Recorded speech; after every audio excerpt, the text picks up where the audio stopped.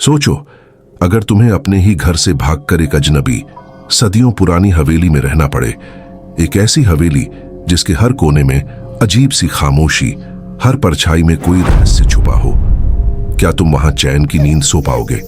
क्या तुम बच्चों की हंसी के बीच अचानक आती फुसफुसाहट सुनकर नजरअंदाज कर दोगे? या फिर जब आईने में किसी और का चेहरा दिखेगा तो भी खुद को समझाओगे कि ये बस वहम है? ये कहानी है बनारस की पुरानी गलियों में खड़ी उस हवेली की, जहां एक मासूम परिवार ने शरण तो ली, लेकिन उन्हें पता नहीं था ये हवेली घर नहीं, एक खौफनाक जाल है। तैयार हो, क्योंकि अगली सांस से तुम भी इस हवेली का हिस्सा बनने वाले हो। बनारस की पुरानी गलियों के बीच एक छोटी सी फैमिली नई शुरुआत करने आई है। राघव, मीरा और उनके 2 बच्चे आरव और अनिका। नदी के बाढ़ ने उनका पुराना घर बर्बाद कर दिया था और अब यह हवेली उनकी अस्थायी शरण बनी। कार हवेली के गेट पर रुकती है। पुराना लकड़ी का दरवाजा झूल रहा है, दीवारों पर काई और छत पर लंबी घास उगी है। मीरा चिंतित होकर कहती है, राघव, ये जगह सच में ठीक है ना? राघव मुस्कुराकर आश्वस्त करता है, रिलैक्स मीरा, बस कुछ हफ्ते ही रहना है। देखना, डरावनी लग रही है पर आरामदायक लगेगी। बच्चे उत्साहित होकर अंदर भागते हैं। लकड़ी का फर्श चरमराता है। आरव उछलते हुए कहता है, वाह, यहाँ कितने कमरे हैं, देख अनिका। पर अनिका असहज है। मुझे अजीब लग रहा है। हवेली के अंदर पुराने फर्नीचर सफेद चादरों से ढंके हैं। जाले, टूटी खिड़कियां और हल्की सीलन की गंध है। कभी ये हवेली अमीर परिवार की शान थी, पर वक्त और बाढ़ ने इसे वीरान कर दिया। अब यह परिवार के लिए नया अध्याय बनेगा, मगर एक दुस्वप्न की शुरुआत भी। परिवार अपने अपने कमरे सेट करता है। राघव एक लैंप जलाता है और कहता है, चलो सेटल हो जाओ, डिनर के बाद आराम करेंगे। रात का समय। हवेली का अंदरूनी हिस्सा दिखता है। शुरुआत सामान्य लगी, पर जैसे जैसे रात गहराती गई, हवेली का अजीब माहौल सतह पर आने लगा। आरव कमरे में बैठा है।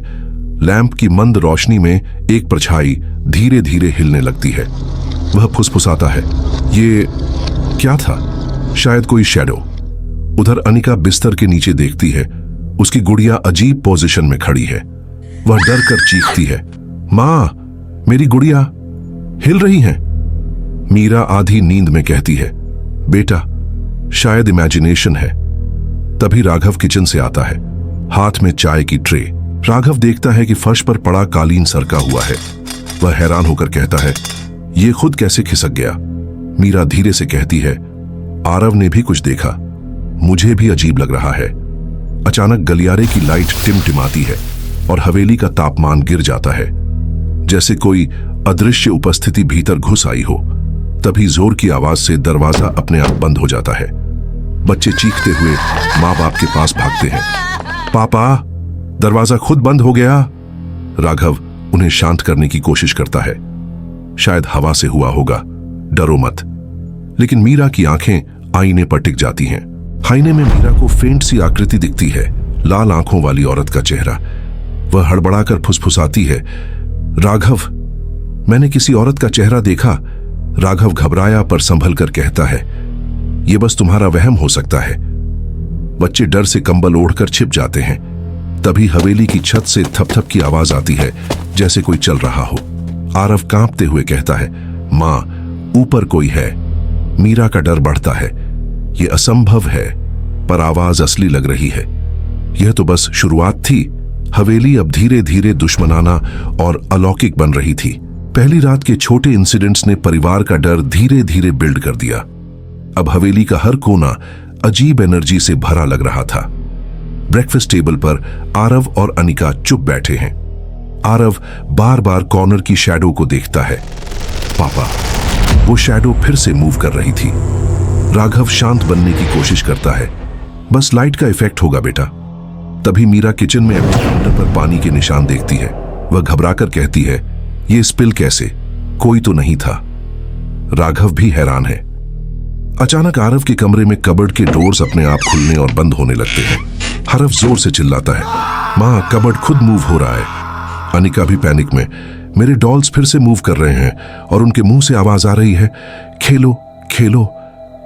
मीरा और राघव एक दूसरे को देखते हैं। मीरा कांपते स्वर में कहती है, यह घर नॉर्मल नहीं है राघव, यहाँ कुछ बहुत गलत है। राघव लैंप लेकर हॉलवे एक्सप्लोर करता है। लैंप की लाइट में दीवार पर एक डार्क फिगर उभरता है और तुरंत गायब हो जाता है। ऊपर से फुटस्टेप्स और लाउड थड्स सुनाई देते हैं। बच्चे चीख उठते हैं। अब डर इमेजिनेशन नहीं रहा। हवेली उन्हें डिस्टर्ब नहीं कर रही थी, इंटरैक्ट कर रही थी। मीरा लिविंग रूम के मिरर की ओर जाती है। अचानक उसका रिफ्लेक्शन फेड होता है और मिरर में लाल आंखों वाली औरत का चेहरा फ्लैश करता है। मीरा चीख पड़ती है, राघव! मिरर में वो औरत! राघव दौड़कर आता है। तभी कमरे का टेम्परेचर अचानक गिरता है। उनकी सांसें धुंधली फॉग में बदल जाती हैं।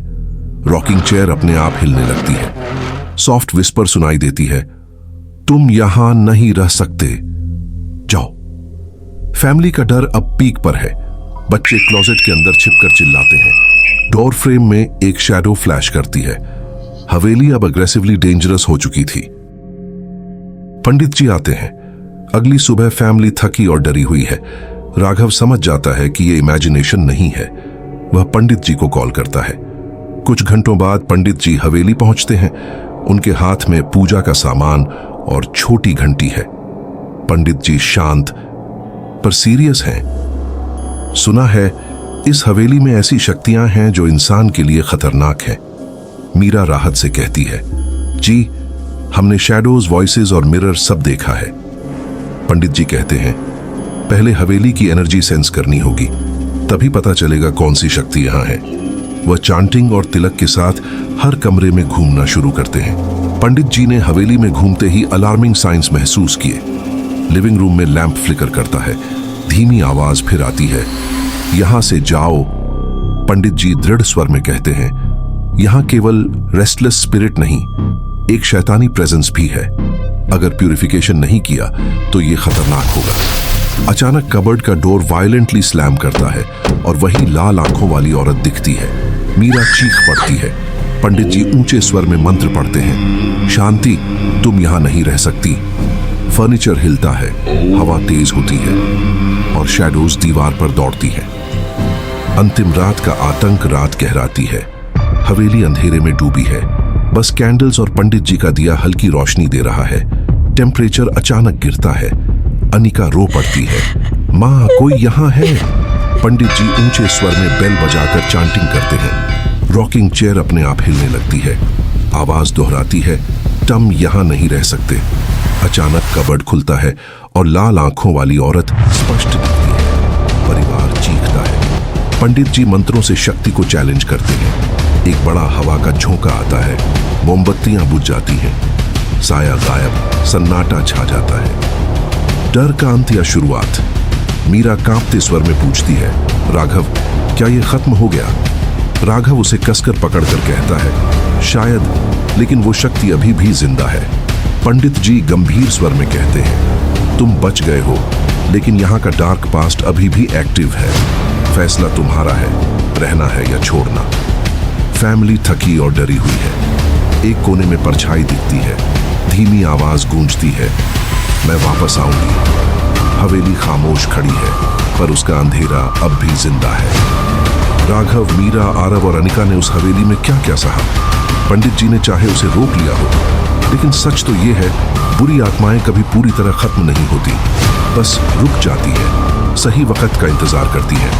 और अब जब तुमने ये कहानी सुनी है, तो हो सकता है कि उस हवेली की नजर तुम पर भी पड़ चुकी हो। हाँ, अगले कुछ घंटों में अगर तुम्हें लगे कि कोई तुम्हें देख रहा है, तुम्हारे पीछे कोई परछाई खड़ी है, या आईने में तुम्हारे अलावा किसी और का चेहरा झलक जाए, तो याद रखना ये कहानी खत्म नहीं हुई, क्योंकि अब तुम ही उस हवेली के हिस्से बन चुके हो। क्या तुम तैयार हो अगली रात के लिए? तो मिलते हैं दोस्तों, लेकिन याद रखना, कहानियां सिर्फ सुनने के लिए नहीं होती। कुछ कहानियां तुम्हारे पीछे पीछे चल पड़ती हैं। शायद तुम इस वक्त अकेले बैठे हो, पर यकीन मानो तुम अकेले नहीं हो। अगर अभी तुम्हें हल्की सी ठंडी हवा महसूस हो या अपने कमरे के कोने में कोई साया दिखे, तो समझ लेना हवेली का दरवाजा तुम्हारे लिए भी खुल चुका है। तो संभल कर, क्योंकि अगली बार जब हम मिलेंगे, हो सकता है तुम्हारी ही कहानी सुनाई जाए।